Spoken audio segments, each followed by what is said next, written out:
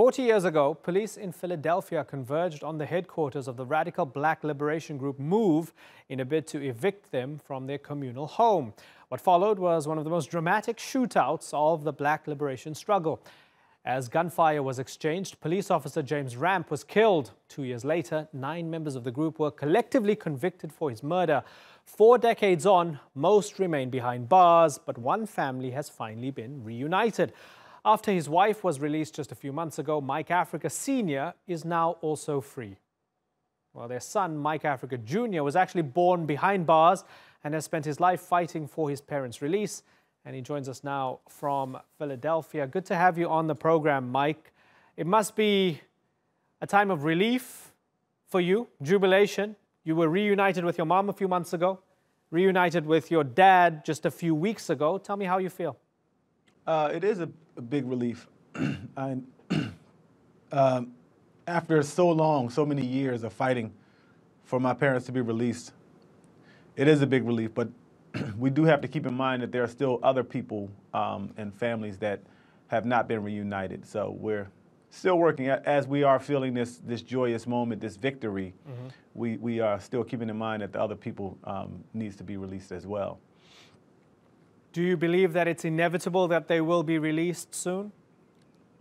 No, I don't believe it's inevitable. No, I don't, because two of the MOVE 9 members have already passed away in prison. So no, I don't believe it's inevitable. I think it's without pressure applied to the system that's keeping them in prison.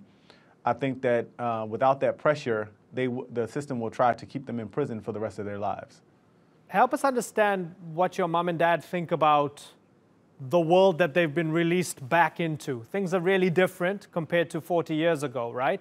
Your organization is based on the best definitions of black liberation, anarcho-primitivist organization. Things were really different in the 70s. Tell me what they think about life in America in 2018 and whether they think their struggle still needs to continue. Well, things are different. The things that they have the most difficulty grasping is the radical differences between the health of people and the health of things. The water is different. And 40 years ago, in 1978, you didn't have to buy water. Water was it was clean enough where it came out of the tap on your sink and you could just drink it from the sink. That's not the case anymore. You have to buy water.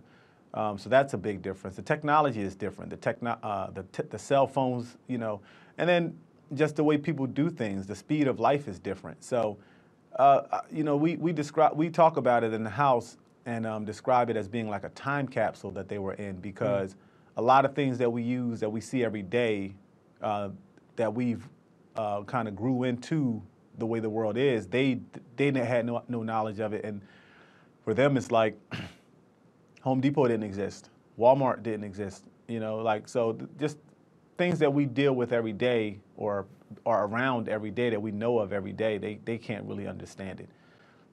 But we're adjusting, and they are living their lives as best they can, trying to adjust and make sure that they maintain the teaching of John Africa so that they can work to help get the rest of the people out of prison. Yeah, so back in the 70s and in the 80s, I mean, your movement was involved in shootouts with the cops. Law enforcement came at you guys really hard. I mean, they even dropped a bomb in 1985 on the headquarters of the group, if you like. Now, in the year 2018, is the movement, MOVE, still relevant? Is there a reason for you guys to exist and to try to make a change? And if so, what?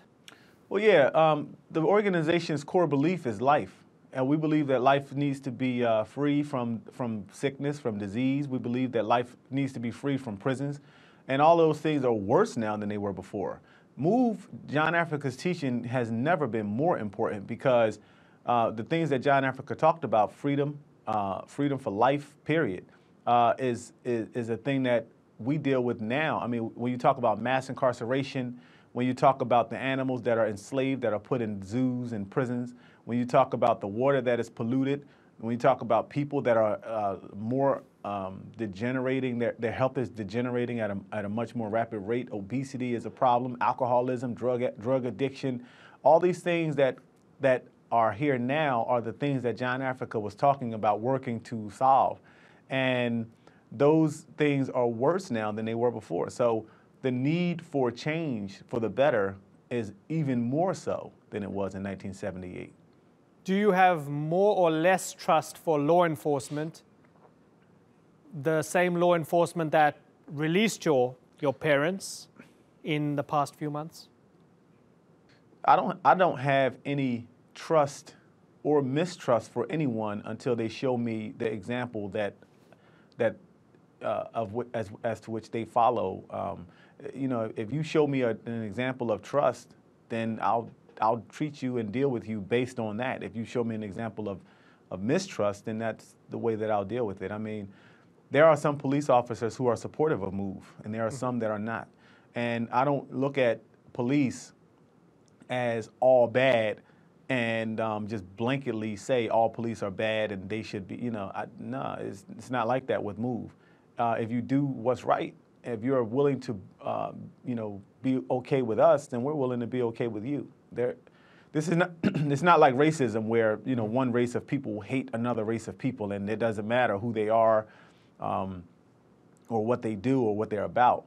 MOVE, we do things on an individual basis. If a cop is kind and generous and okay and law-abiding himself, then we're cool with them. But the ones that are not, no, we don't trust them at all. Mike Africa, it's been a pleasure talking to you. I thank you very much for joining us on the Newsmakers.